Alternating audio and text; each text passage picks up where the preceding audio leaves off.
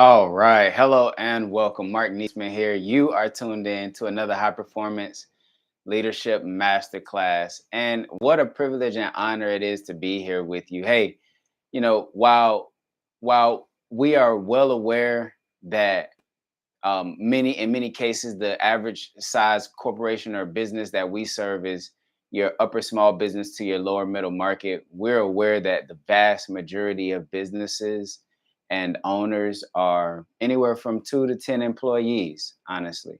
And aside from that, they are small businesses. And we positioned this high performance leadership masterclass specifically to serve you all. If you are stuck, if you're stagnant, if you're not sure as to whether or not you are on the track and the trajectory to experience great growth moving forward and impact income and influence, it may not necessarily be your product. It may not be your team. It may not be your service. It may not be your industry. It could very well be your mindset. It could be your approach. And that's what we're going to be diving in on today. All right. So lock in, because if your small business is not experiencing growth, there's a chance it could be one of these 8 reasons we are going to mention. All right. So you really don't want to miss out on this one.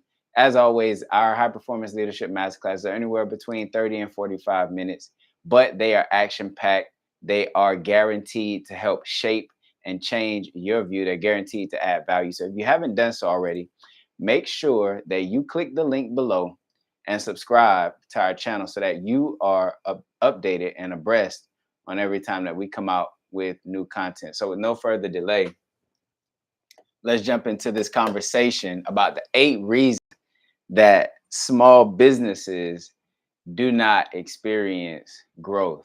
Okay. So, when it comes to an organization scaling growth, in most cases, it's not rocket science. It's very simple, in other words, why a company doesn't experience growth. And like most cases, honestly, you don't need to look any further than the leaders. All right. There's a saying: if your team isn't performing, it's not your team. It's you. If your product isn't selling, it's not the product. It's you. Your company isn't growing, it's not the company. It's you. So our ability as high performance leaders to view and to take a look into our lives objectively is oftentimes something that cripples us when it comes to experiencing the growth that we otherwise know we honestly deserve. And so let's see if any of these reasons of small business decline applies to you and could help you avoid what's potentially one of the largest economic downturns that our nation has experienced in the history of its since its conception. So the first reason that we found that most businesses don't grow is honestly a mindset situation. And that's because they view life from a place of scarcity versus abundance. Okay. They view it from a standpoint of scarcity versus abundance. And this is a simple concept, there have been hours and hours and pages and thousands of pages and books and thousands of books written on mindset and the simple concept of closed mindsets versus open mindsets or growth mindsets. And if you haven't done so already, I highly encourage you to go and take one of the hundreds of different assessments that there are out there. We have ours. You can click the link below to take the HPL assessment, and it'll give you a score or grade between what we call one of the 4 mindsets that help you to understand how you view the different components that actually generate success in business and in life. But in many cases, most people who are stuck, they're stuck because they have a scarcity mindset. And sometimes that's a matter of exposure. Most small businesses that are established, they're established in smaller towns, and they don't really get to see beyond or experience beyond what that town and what those day-to-day patrons have to provide, and they haven't figured out ways to reach the masses or reach more individuals beyond that specific region that they're located in, especially if it's a brick and mortar, right? So sometimes these can kind of shape our thought processes on how we view life, and we are we have blinders on that don't allow us to see the full spectrum of what may actually be obtainable for our company regarding the industry we're in, right? So number two, the second reason that small businesses don't experience the growth that they otherwise should is because sometimes they have a tendency to view life from the past versus the future. One of the main questions that our consultants are actually trained on asking potential clients is, have you taken the time to, to look 12 months to 36 months into the future? And you would be shocked how many have not done that. Now, we're talking about people who are leading organizations. We're talking about decision makers that have not taken the time to pick their head up high enough to look into the future to see where it is that the organization is going, or to even begin the process of constructing where the organization is going. Now, that is scary, considering all that there is opposing the average small business. Everything from big businesses that are in the same industry to political agendas that could very well reshape how one positions their product in the economy and the marketplace. The normal shifts and changes, the demands of the marketplace and what they expect, all of these elements that present challenge for the typical small business owner, you would think that the vast majority of them are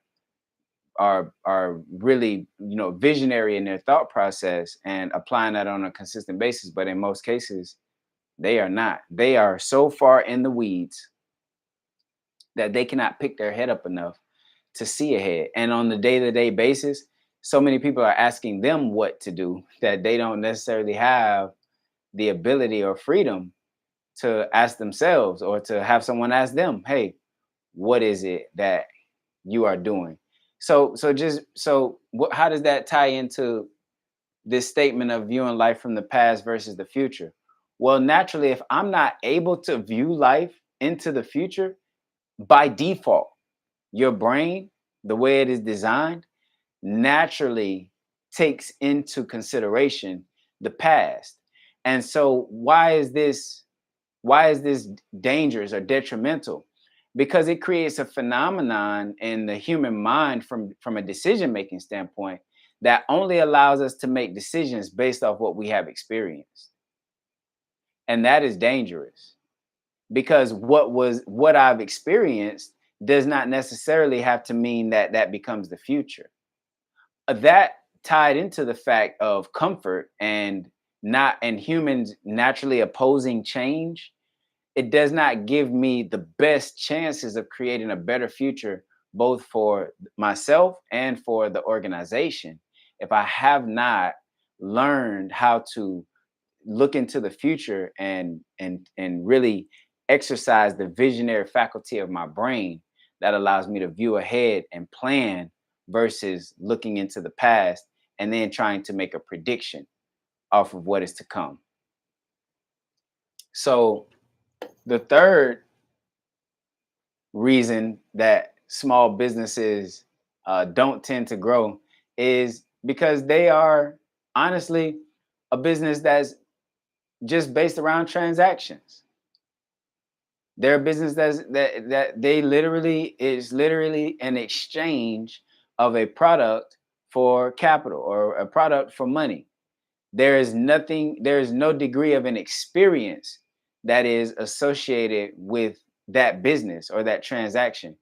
And so why is that critical? Because when I have a business that is transactional versus one that is transformational,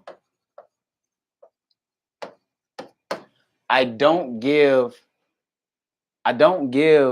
my clients or my customers, I don't give my customers an opportunity to become a client.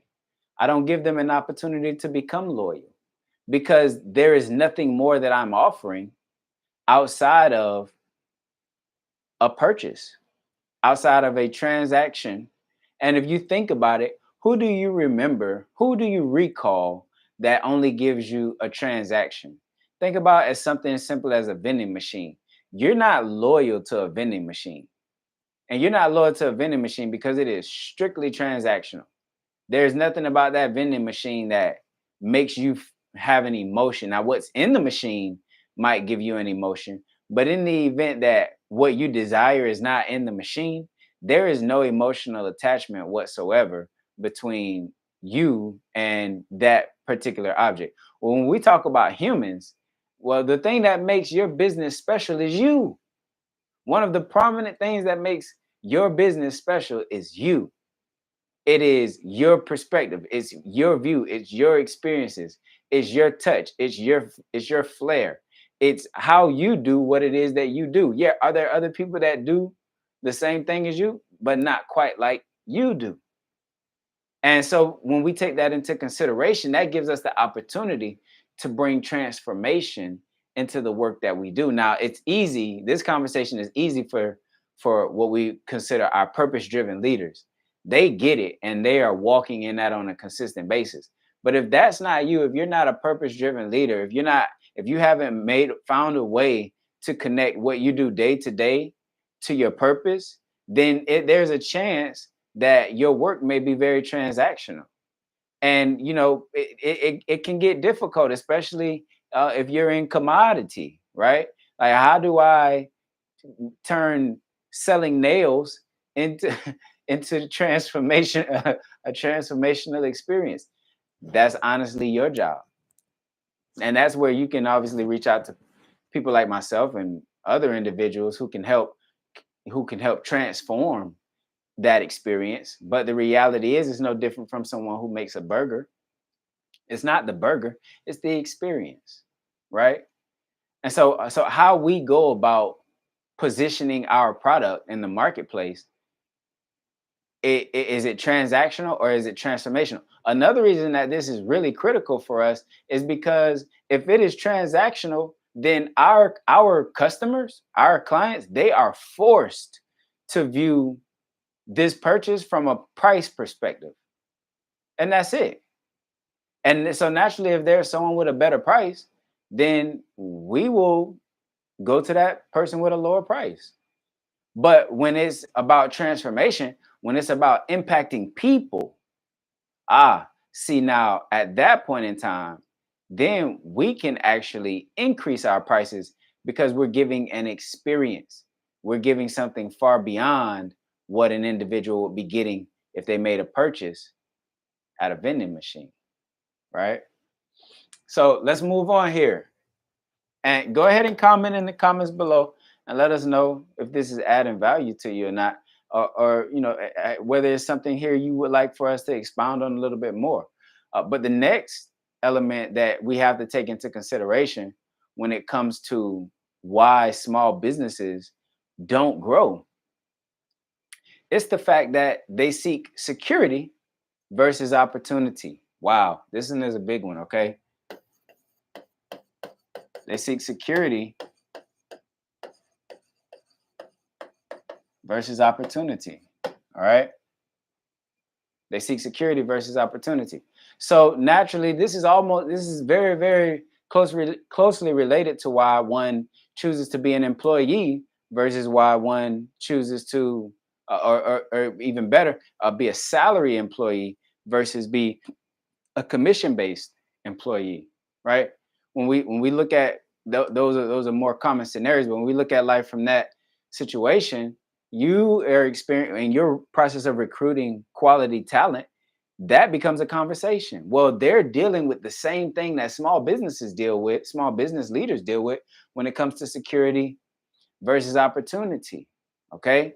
That person who's seeking a salary is saying, hey, I don't feel confident enough in my ability to go out into the marketplace and take advantage of the opportunity to make as much money as I want. So I'd much rather you handle that component for me. You give me that security. I'd much rather you provide that for me. Okay. And if you provide me that security, then I'll provide you the time and energy to actually get the work done. Whereas you have another individual who says, no, I see a huge opportunity here that goes far beyond for me to just add impact. And if I'm able to add impact, that impact naturally will grant me access to income far beyond what any individual is willing to pay me. Now we have to ask ourselves as business leaders, how do we view this conversation? Right? How do we view this conversation? I hope that when the lens changed, that it was a paradigm shift as well. Because this is a serious question we really have to consider, right? Are we viewing our business from a perspective of having security, or are we taking advantage of the opportunity zone available? In most cases, on a simple scale, that boils down to something as simple as pursuing sales versus pursuing branding, right? Am I here? Am I chasing after a sale day to day, or do I wake up and chase the rabbit day to day? Do I wake up and pursue sales wherever I can get them day to day? Or am I conscious about creating a business that is a one of one and then entering the marketplace to brand it? And by branding myself behind an idea, giving our business an opportunity to thrive beyond the individuals that we serve on a day-to-day basis, right? Am I conscious about taking advantage of the opportunity zones that are available to get into what we call blue oceans versus pursuing what it is that I see day to day in the form of a sale? That can keep us on the hamster wheel a little bit, and that keeps us locked inside of our golden cage, right? So you have to make a decision in most cases. Am I in the is this a lifestyle business or is this a legacy business? That's in some cases what it really boils down to for us. Because if it is a lifestyle business, then yes, I may desire to keep the security of my time. I may desire to keep the security of my obligations. But if this is a legacy business, then I have an opportunity to capture an entire market. I have an opportunity to change how an industry does business. And you have to make that decision as to whether or not you really want to step into that, because that's the difference between remaining a small business or becoming a mid-sized business and going from a mid-sized business to going public. So we have to be conscious about this, because otherwise, if we don't, we end up honestly getting the worst of both worlds. We not only lose out on security, but at the same time, we definitely don't gain access to the opportunity zone that's there for us if we were otherwise to pursue it. And so just being conscious about, are we thinking about reserving, or are we thinking about taking advantage of everything that is in the marketplace and for us to have? All right. Number five. Number five. Honestly, another big reason that small businesses fail to scale growth, is because you hear this all the time, but they focus on competition versus collaboration. They focus on competition versus collaboration. Now, if you've been following our channel or me for any extended period of time, you know that I actually have a bitter taste in my mouth towards this word competition. Now, is there a such thing as healthy competition? Of course, right? One of my favorite quotes: "Competition is actually what helps to lift an entire community." Right? Is when I show up to do my best and you show up to do your best. That is what helps um, influence creativity, and through that influence of creativity, we offer better services to the marketplace, which then raises the quality of the community. Now, who is it that I'm competing with, though? See, I'm not competing with anyone else other than myself. I'm not competing with anyone else other than myself. The individuals around me, the people are around me to help enhance what it is that I'm doing. See, I'm not showing up here to compete with anyone. I'm showing up here strictly to add value, strictly to collaborate with the minds of those that I know that high performance leadership has the ability to be a blessing in the lives of. Whereas that may not be the intent of everyone else, right? Some people are, I mean, there's a bunch of different reasons that people are on any platform, right? We don't even need to go into that conversation. But the reality is, when it comes to competition, even if a person is in my industry, even if a person is selling my products, they are not my competition. The reality is, it goes back to what I said earlier. No one can speak my message like me. No one. So therefore, I spend very little time focused on what anyone else is doing or saying. Aside from that, if I'm busy focused on what other people are doing or saying, how can I ever craft a message of my own? Yeah, I didn't get to high performance leadership by listening to what other people had to say. I got to the idea of bringing high performance leadership to the world by listening to myself and by learning from my lessons. Now, I had many mentors along the way, many great teachers along the way to help me get to this place. And it was me being able to take components of what it is that they taught me to conceptualize a message that I have today, and to be able to provide a strong service behind it, and with a brand that pierces the market. But that same thing is something you can do, and you wouldn't be a small business owner if you hadn't already done that work. So at this point, it's not about what anyone else offers. It's about me offering the most value possible for the lowest amount possible, so that I can retain customers and turn them into loyal clients. And in that process of retaining customers and turning them into loyal clients, I win over my share of the market. But it's not because I'm trying to compete with anybody. It's just the natural evolution of serving people at a high level. It's a natural evolution of having an organization or a company that is customer centric. Long story short, don't fight to compete with anyone. That's a zero sum battle. You'll lose out in that one. All right. Instead, fight to become a one of one. Fight to speak a message that no one else in the marketplace is speaking. That is where your separation is. There is no competition there. Number 6, moving along. Number 6. Um, here is where here this one is going to resonate more than it will with others. But for some people, their reason that they stagnate in growth comes down to the simple point where they are focused more on status than they are on growth. So it's like I just said about, why someone would show up and start a YouTube channel, or why someone would show up and add value. There are a lot of reasons. Here's one of the main reasons. It's about ego versus about adding value, right? Status versus growth. Okay. The vast majority of people, if you haven't caught on to this yet, the vast majority of people in the marketplace have an intent to serve self. They are here to take and to gain for themselves. Well, what's the other lens on that?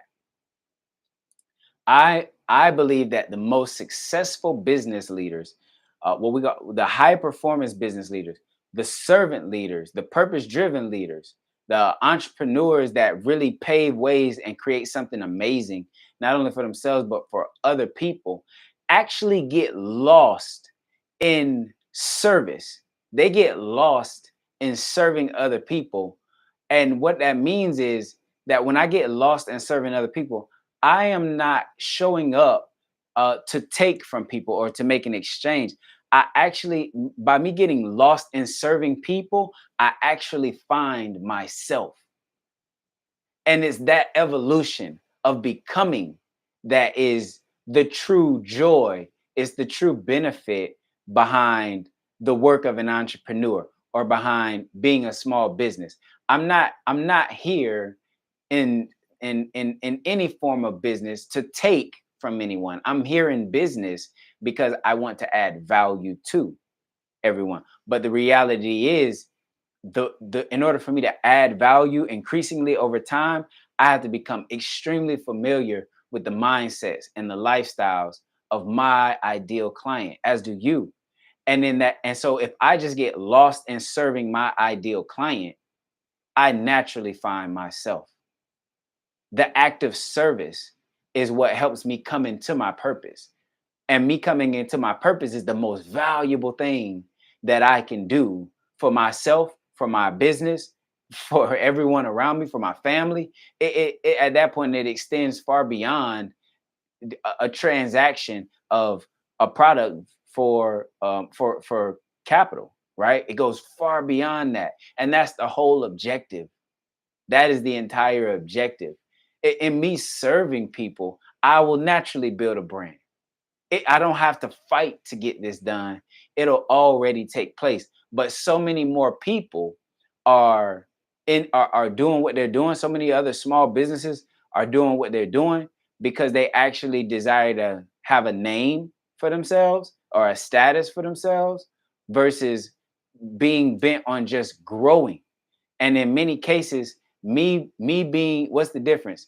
All right, simply put, if I'm bent on being a CEO or a boss of my organization, which I don't like that word either, boss. No one's a boss here.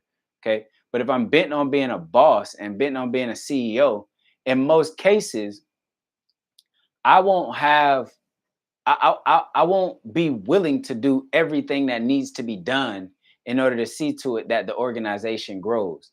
There may be some times where things will be required of me that I will not desire to do or I just won't do, and which will cause my organization or the company to suffer because I am caught up on a status versus on the evolution and growth of everyone. I'll be honest, you know, when I make a hire, when we bring someone into our organization, one of the first things that I make clear is that I'm hiring them to serve them. You see, I don't hire for people to serve me. You shouldn't hire for people to serve you. You should hire so that you can serve them. Now, you should be making the best hire possible. You should be making the best hire possible to make that service as enjoyable as possible. I hope this is a moment where another paradigm shift is happening. You should be putting yourself in a position that allows for your service to your employees and to your staff to be extremely beneficial both to the organization, but most importantly to your clients. But no one is there to work for you. You're both in business to work for your client, right? So understanding that everything about what we design, everything about what we do should be in some way, shape, or form aligning with the vision we put in place behind this organization to see it through. Let's move on. All right, so number seven. Number seven. We're plugging away. My mic keeps moving, so I hope it's not affecting you too much. But here, the next one we have ego versus capability. You know, one of the most impressive things that I come across whenever dealing with a business leader is their degree of self-awareness. When I see someone who has a high degree of consciousness and self-awareness about who they are, I'm extremely impressed. I'm moved, honestly, when I see that, because those individuals are the ones that add the most value, inevitably. Those individuals are the ones that end up being entrusted the most in the marketplace, because they are extremely keen on who they are from an IQ, EQ, and AQ standpoint. They know their degree of intellect, what they know and what they don't know. They know their degree of emotional intelligence, right? And they have some understanding as to their ability to deal with adversity, AQ, right? And these elements that are really what make up great high performance leaders. And so understanding who I am, right? And what it is that I'm capable of versus who I am not, and what it is I'm not designed to do. And that's both from a personal standpoint and from a business standpoint. Sometimes it's more powerful to just say no. Knowing what to say no to wins power back than it far more than anything else. Far more than it kills opportunity. Having the ability to say no wins power back far more than it kills opportunity. You see, me saying no doesn't mean that there is no opportunity. Me saying no means not yet or not right now, right? But if I say yes to something, then that assumes the role of a commitment, which then means responsibility. Now, to relinquish those responsibilities would almost instantly mean that I'm an individual that cannot that does not have any degree of stick to itiveness, right? I don't say what I mean and mean what I say. But but just the nature of things, if I say no, or if I say not yet or not right now, I'm able to come back to some degree and still provide a yes. But if I say yes, in most cases, it hurts a little bit more if I double back and say no. So having an understanding and being able to be sincere about my ability to deliver in the marketplace, or my company's ability, your company's ability to deliver in the marketplace, is critical to your advancement. Okay. Remember, you don't do everything, right? You don't do everything. Oh, a funny story, and we'll get to the last one. But I obviously, like most organizations, we have a capability statement that we present anytime we're completing a RFP for someone, a request for proposal. And something that we did on our capability statement that I haven't seen anywhere else is really impactful, because one of our core words is truth. And we believe that truth comes behind transparency, and I'm sorry, is trust, but we believe that trust comes behind transparency and truth.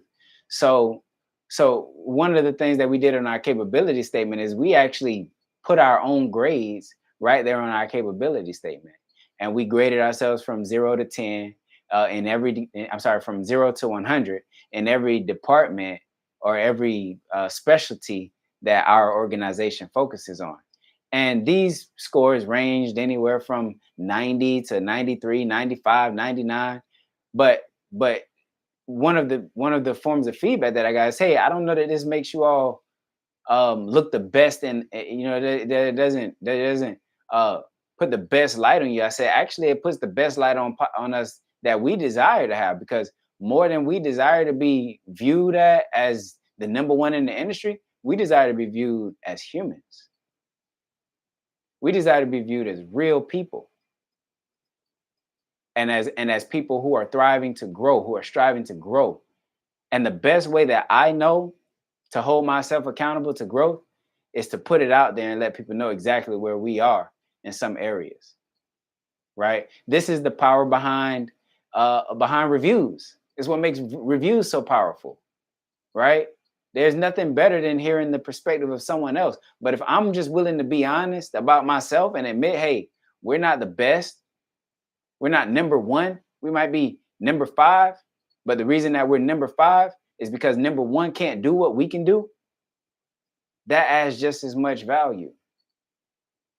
It adds just as much value. So being clear on ego versus capability is critical for your growth and advancement. Last one, and then you'll be on your way. I really thank you for sticking around to this point if you have done so. But this one is regarding how we view money. Okay, so how do you view money? Do you view money in terms of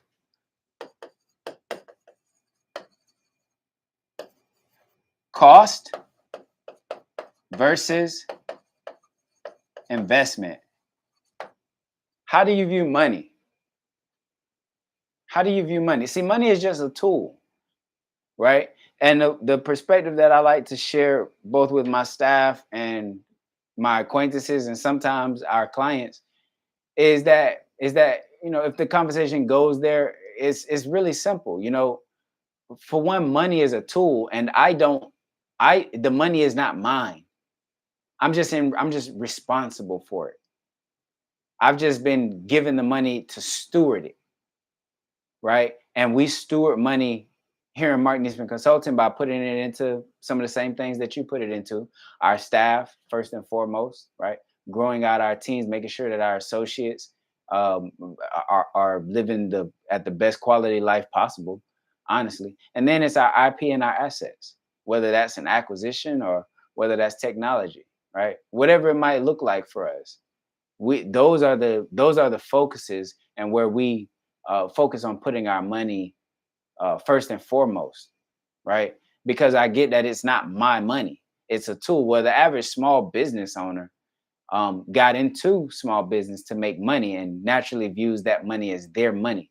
And if you view it from that perspective, you'll tend to view things from the lens of a cost versus for an investment, because a cost is naturally associated with you and what's yours, whereas an investment is associated with that sometimes which you can't even see, and you won't live long enough to be able to see it. And so I really challenge you, when it comes to when it comes to money, how do you view money? Are you only viewing it from a lens of how much something costs, or are you viewing it from a lens of how much does it cost for me not to do this?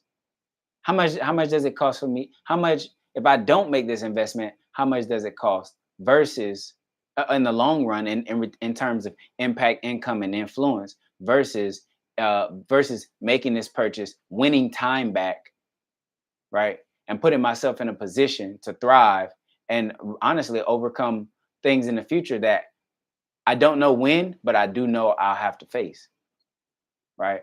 So thanks so much. Again, I'm Marq Neasman. You have just tuned in to another High Performance Leadership Masterclass. Be sure to click the link below, subscribe so that you know whenever we're coming live again. Typically, it's every Monday. We're putting out some new content for you. So thanks so much. And I love to hear your feedback on what you think about the 8 reasons. And hey, mention more if you have them there. In the meantime, I'm signing off. Fix your crown. Rule the day.